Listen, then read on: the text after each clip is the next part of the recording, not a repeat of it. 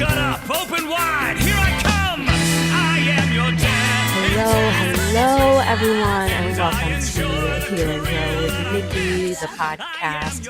I have a little bit of Novocaine in my mouth as I record this, so hopefully you're going to be able to understand me.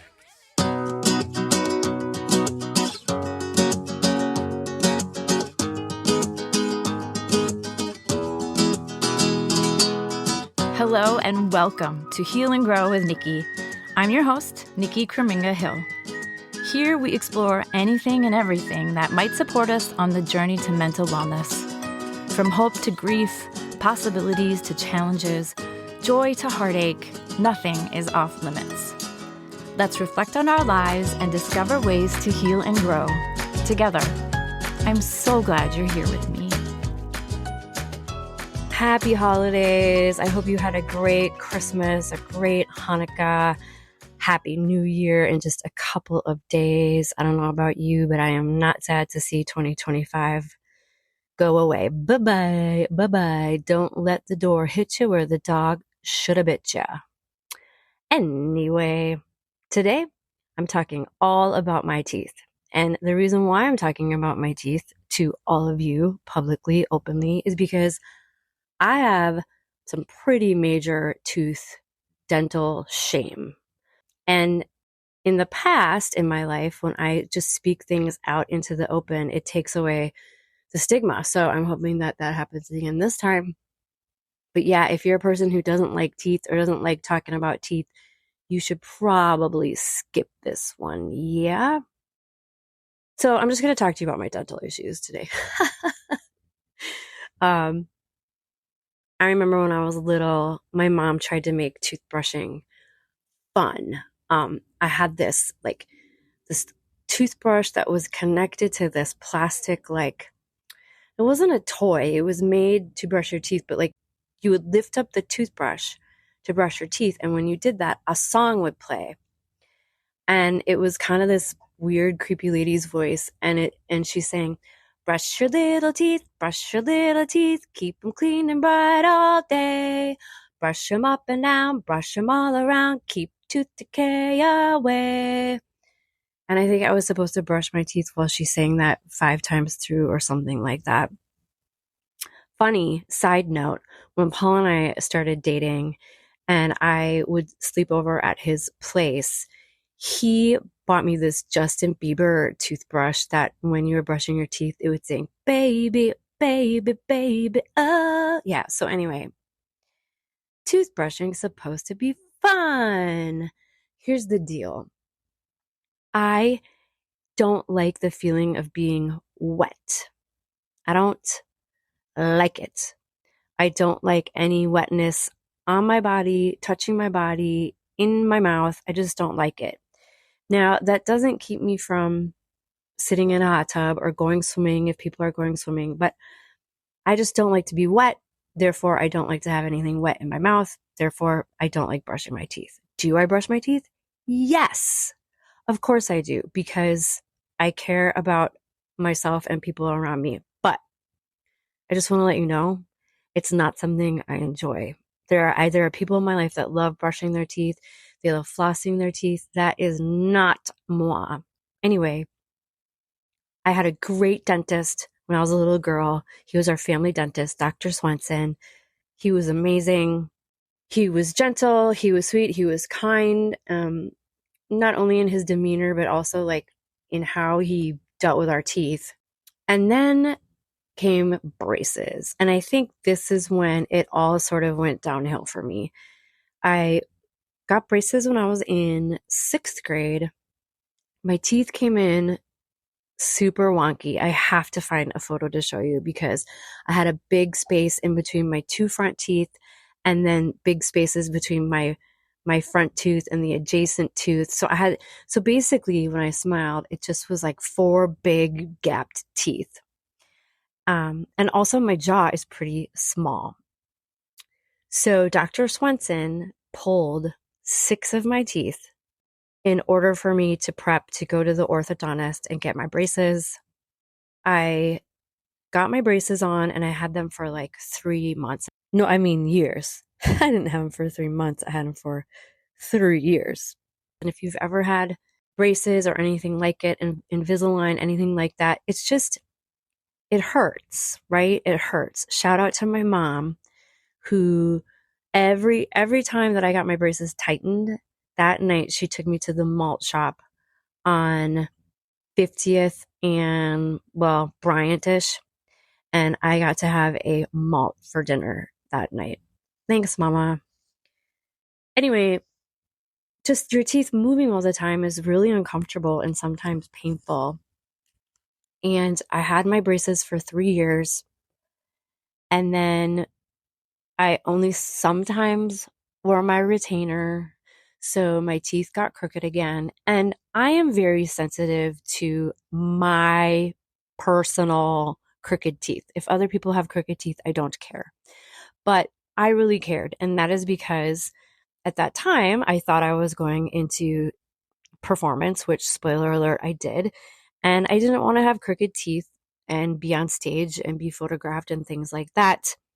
So when it was, let's say I was in college, I think I was like 21, I went and I got veneers on my 6 front teeth.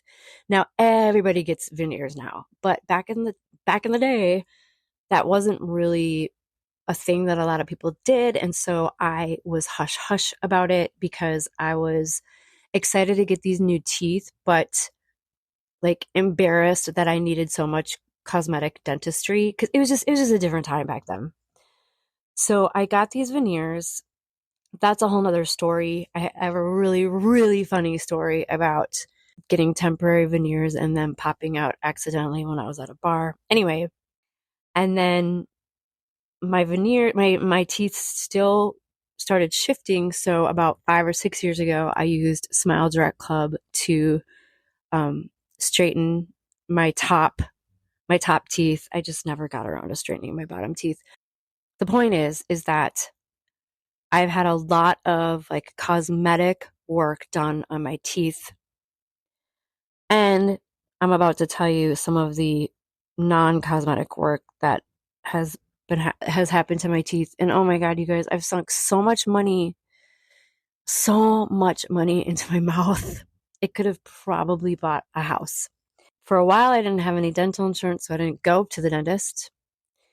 And then once I got it again, I started going to Dr. Shamblot in Hopkins, who I highly recommend. I actually found out about him. I was listening to FM 107.1 talk radio. Shout out to Bradley and Colleen, Team Cobra, because that show isn't on any longer. But at the time, Bradley was talking about, I go to Dr. Shamblot. And I mean, I realized that was an ad, but Bradley kept talking about no shame dentistry. And I was like, that's what I need, because if I get a lecture, which I deserve, I'm not going to go back. So I went in, and essentially Dr. Shamblot, and I'm sure plenty of places do this. This is just the first time that I've had a dentist do this with me.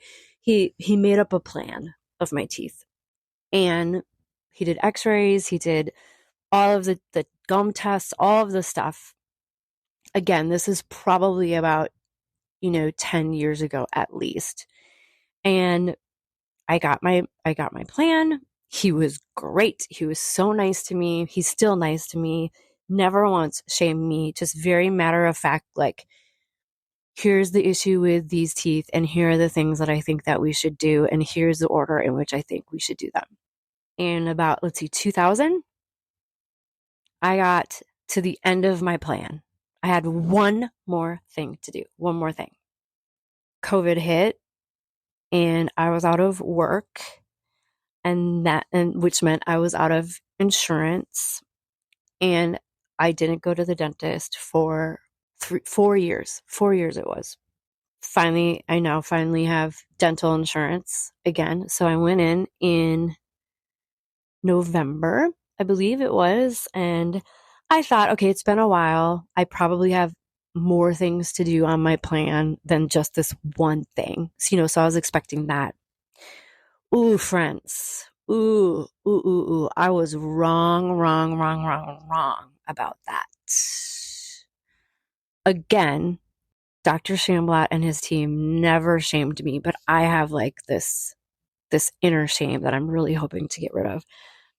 So the big finding back in November is that apparently I have bruxism is the official name, but I grind my teeth and I tap my teeth. Now, when he told me that, he said, do you grind or tap your teeth? And I said, not that I'm aware of.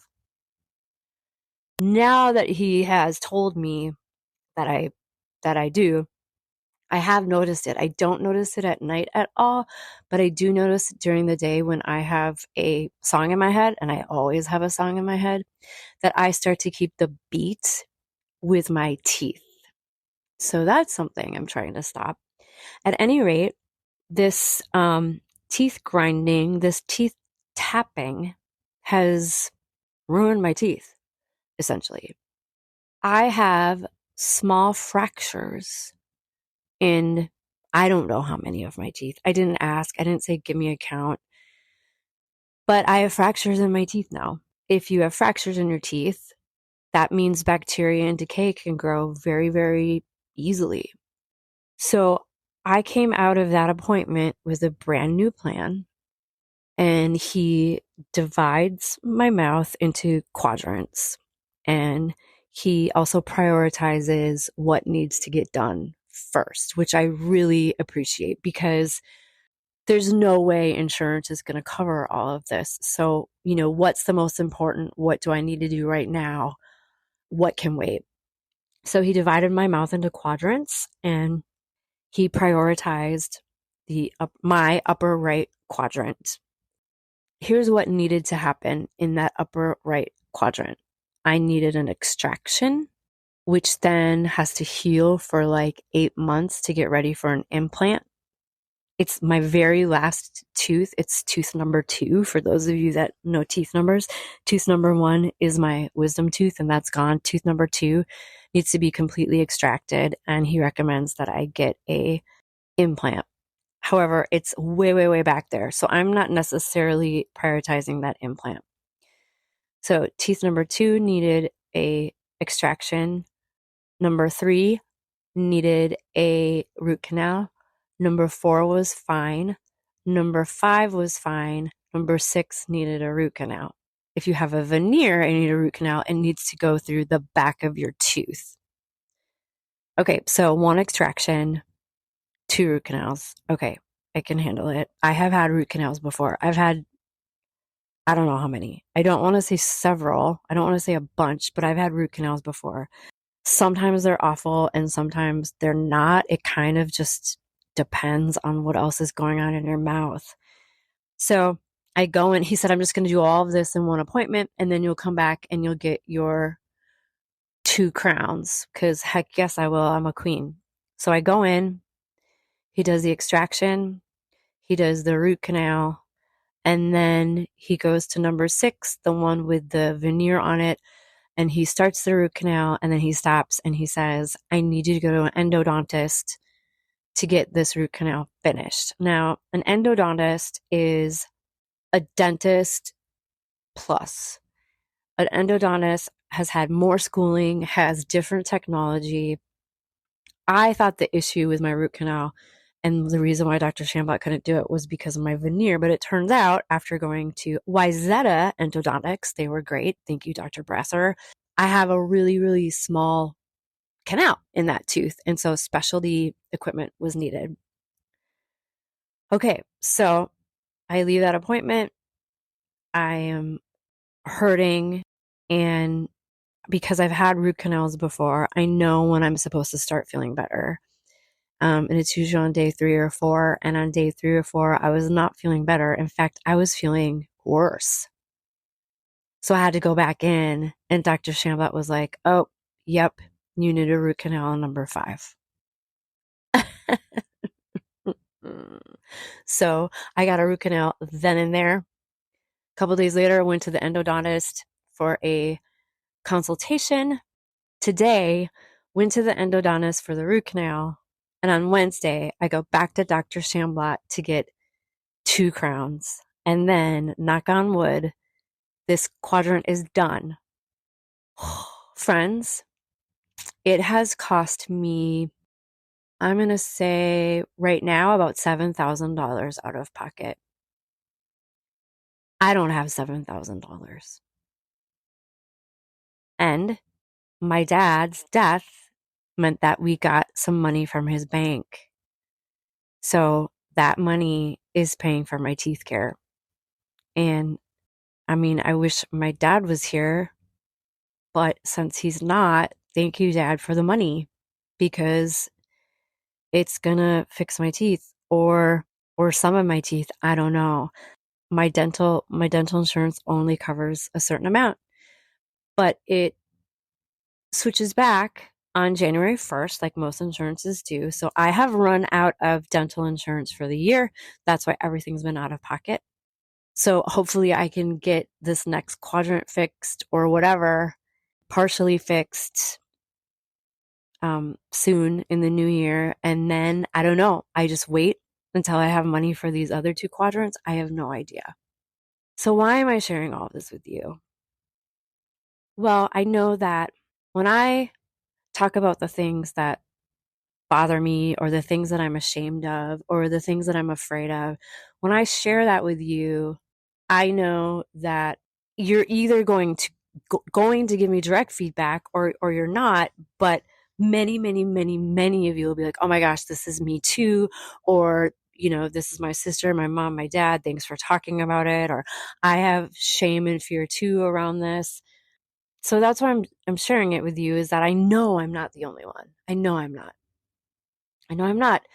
And I don't know if this eases our pain at all, but obviously teeth issues are due to, bad hygiene, and that's on me, right? That's nobody's problem but mine.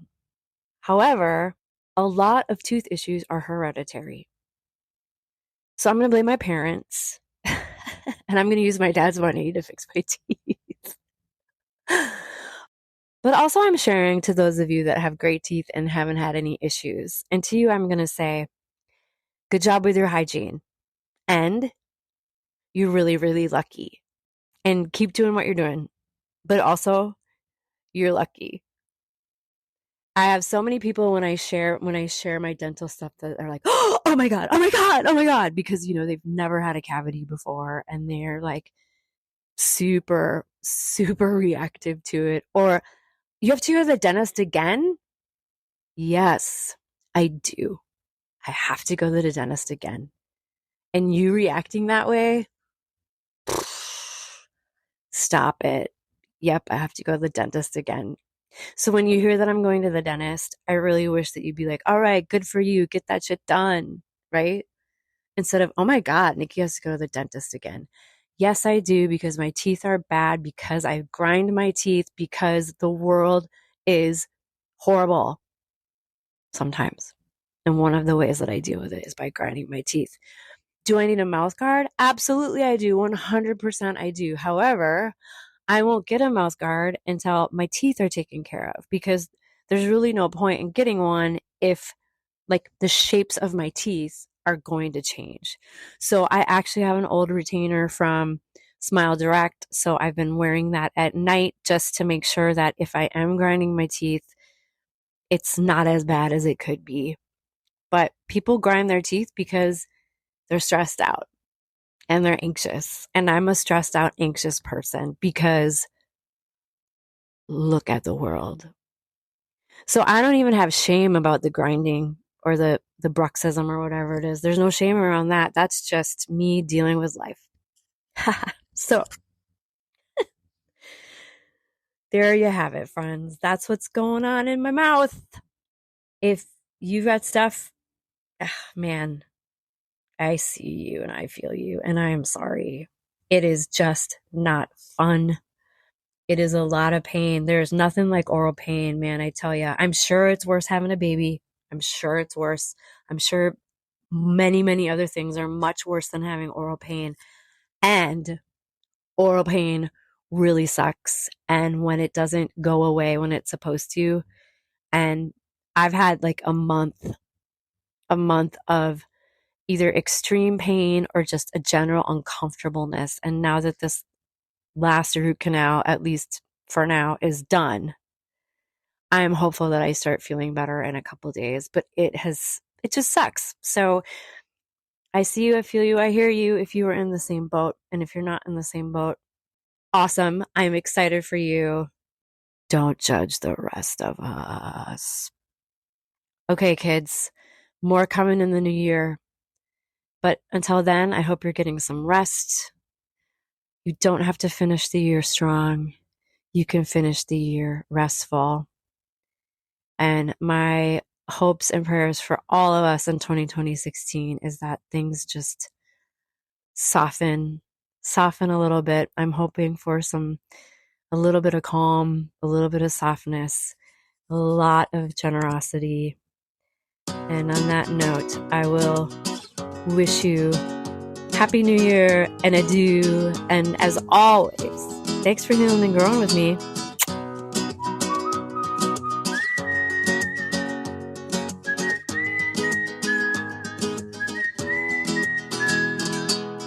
This podcast is for informational purposes only and should not be considered legal, health, or professional advice. I am not responsible for any losses, damages, or liabilities that may arise from the use of this podcast. This podcast is not intended to replace professional medical